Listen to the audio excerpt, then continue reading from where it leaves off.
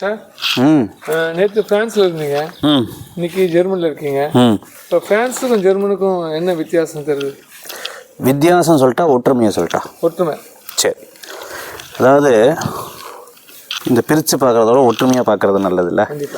ரெண்டுக்கும் இருக்கக்கூடிய ஒற்றுமைகள் பார்த்திங்கன்னா, நம்ம வந்து வாரத்தில் ஒரு நாள் 2 நாள் 3 நாள் ரெஸ்ட் எடுக்கிற பழக்கம் இருக்குமா? கண்டிப்பாக இருக்கலாம். அட்லீஸ்ட் ஒரு நாள் எடுக்கலான்னு.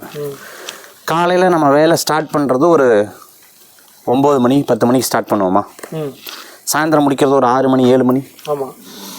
இங்கே எப்படின்னா ஜப்பான் மாதிரி காலையில் 6 மணிக்கு ஸ்டார்ட் பண்ணுறாங்க, இரவு கிட்டத்தட்ட 10 மணிக்கு 9 மணிக்கு முடிக்கிறாங்க.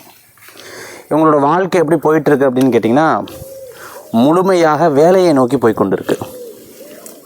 இப்போ நீங்கள் வருத்தப்படுறதுக்கு நேரம் இருக்கணும்ல, எதையா கவலைப்படுறதுக்கு நேரம் இருக்கணும்ல. ஸோ இந்த வேலை வந்து ரொம்ப பர்ஃபெக்டாக காலையிலேருந்து நைட்டு வரைக்கும் இருக்கங்காட்டி இப்போ நீங்கள் பார்த்துருப்பீங்க எவ்வளோ சுத்தமாக இருக்குது.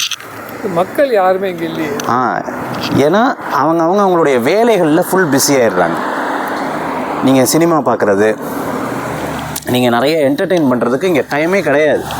வாரத்தில் ஒரு நாள் இருந்ததுன்னா அந்த ஒரு நாளில் கரெக்டாக வச்சிட்ருக்கக்கூடிய ஒரு இதாக இருக்குது. ஸோ எனக்கு தெரிஞ்சு பகவான் கிருஷ்ணா சொல்கிற மாதிரி கடமையை செய் பலனை எதிர்பார்க்காதங்கிறது இங்கே தெரிய வருது. 2 நாட்லேயும் அதில் இருக்கக்கூடிய ஒற்றுமையை என்னால் பார்க்க முடியுது. இது மட்டும் இல்லை, நான் போகிற எல்லா நாடுகள்லேயும் என்னால் பார்க்க முடியுது. அந்த கடமை முழுமையாக அந்த கடமையை செய்கிறதுக்கு உண்டான விஷயத்தை வந்து அவங்க செய்கிறாங்க. எங்கிட்ட ஜாதகம் பார்க்கும்போது ஒருத்தவங்க ஒரு வேலையை விட்டாங்க, உடனே அடுத்த வேலையை அவங்க ஜாயின் பண்ணுறது தான் பார்க்குறாங்களே தவிர ஜாதகம் பார்த்து ஜாயின் பண்ணுறதில்ல. ஸோ அது நான் பார்க்குறேன்.